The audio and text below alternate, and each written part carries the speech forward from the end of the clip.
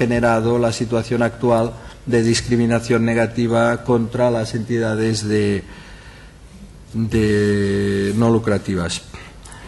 Bien, yo he pretendido con esto poner un poco de números a las explicaciones científicas que se han hecho hasta ahora, y con esto paso la palabra. Molt bé, moltes gràcies, senyor Mostera.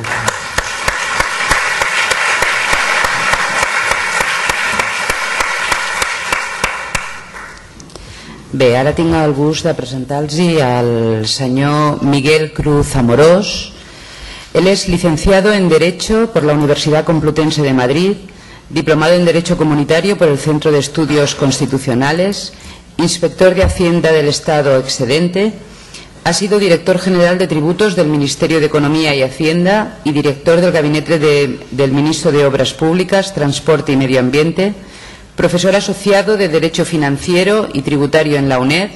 miembro del Consejo Asesor de la Asociación Española de Fundaciones, autor de numerosas publicaciones en materia tributaria y ponente habitual en seminarios sobre fiscalidad. En la actualidad es socio del Landwehr, PricewaterhouseCoopers y director de su práctica fiscal. Muchas gracias, buenos días a todos. Lo primero, desde luego, es agradecer a la Taula y a la Asociación Española de Fundaciones su invitación para estar aquí, y a Caixa Forum también su acogimiento en su centro. Bueno, de todo lo que ha dicho la amable moderadora que nos presenta, yo quiero acotar mi participación aquí a mi condición de miembro del Consejo Asesor de la Asociación Española de Fundaciones con algunos conocimientos fiscales, y en ese terreno me voy a mover, porque no quiero coger la patada a seguir, como dicen en el rugby, del profesor Blázquez, aludiendo a mis antecedentes funcionariales, que creo que no me obligan a nada en el posible debate que haya en esta reunión. Bueno, como tienen ustedes una fotocopia en la documentación que se ha repartido de un artículo mío que acaba de salir en el Anuario de Fundaciones, lo digo porque nuestras disponibilidades de tiempo son limitadas y no vamos a poder profundizar demasiado en los temas. No sé si como les gustaría o no les gustaría, para evitar la pérdida de aproximación al café que tenemos anunciado luego, pues yo lo que voy a hacer es un intento de síntesis de lo que hay en ese artículo y alguna reflexión adicional que se me ha ido ocurriendo al hilo de lo que se ha oído sobre estas cuestiones, porque al final yo creo que las conclusiones sobre que tenemos problemas son muy evidentes. Tenemos problemas con el IVA y tenemos problemas con otros impuestos también, y por lo tanto a mí en los últimos tiempos lo que me han pedido es que buscara soluciones en el ámbito de la problemática que afecta a las entidades sin fin de lucro en general y a las fundaciones en particular, y creo que, bueno, pues en esa línea es en la que hay que trabajar, porque yo no puedo añadir nada a nada de lo que han dicho los tres ponentes anteriores, en el sentido de que efectivamente hay esos problemas y el IVA es un impuesto poco amable, como se dice ahora,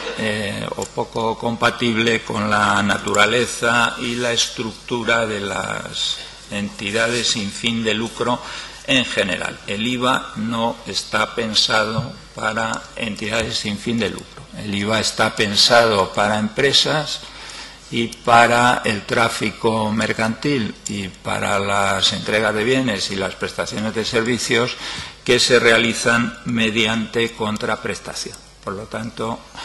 ¿qué es lo que ha ocurrido? Pues que el IVA, que es un impuesto muy devorador, pues ha captado todo lo que pasa por delante de él o trata de captarlo, y entre esas entidades captadas pues están las entidades sin fin de lucro, bien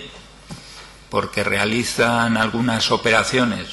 dentro de su finalidad o campo de actuación natural, que es ser gratuitas.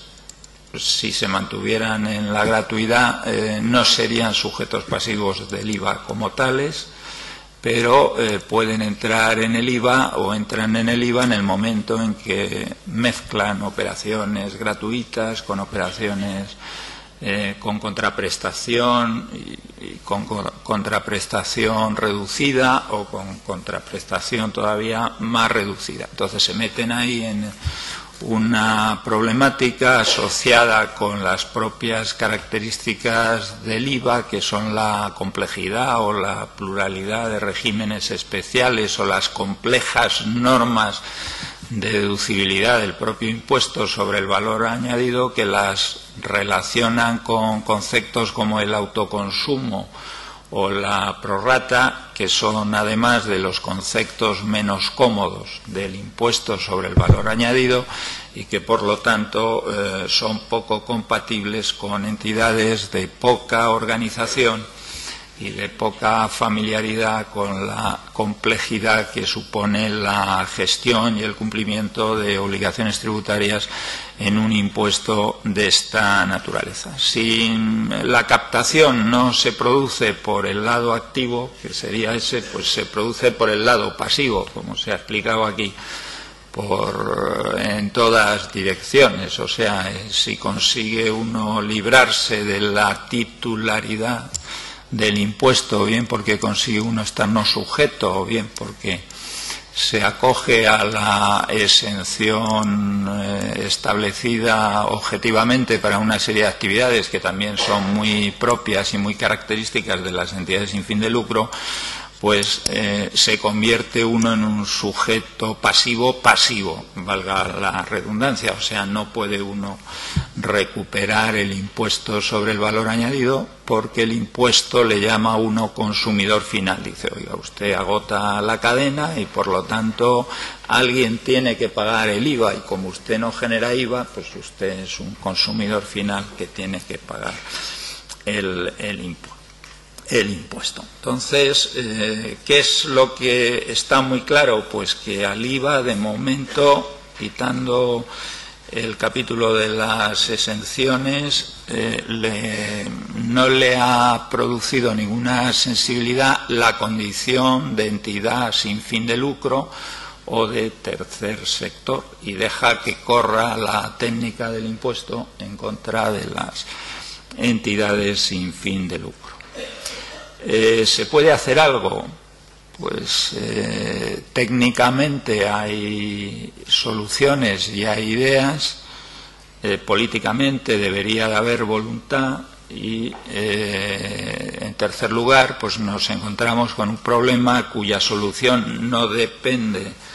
únicamente de la voluntad nacional, sino que depende de la voluntad de la Unión Europea, porque el IVA, como saben ustedes, es un impuesto armonizado, obligadamente armonizado, y cuya recaudación contribuye a la financiación del propio presupuesto de la comunidad. Por lo tanto, hay una supervisión rigurosa del funcionamiento del impuesto tal como está armonizado por una parte. Esa es una dificultad en el ámbito de las exenciones, porque de las exenciones no cobra la Unión Europea. Por lo tanto, cualquier extensión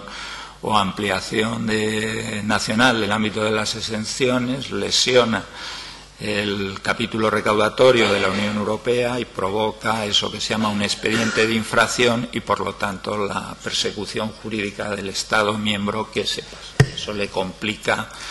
al Estado nacional cualquier actuación en esa dirección. Y luego la armonización, por lo tanto, en el ámbito de la Unión Europea, pues requiere acuerdos complejos que lo complican.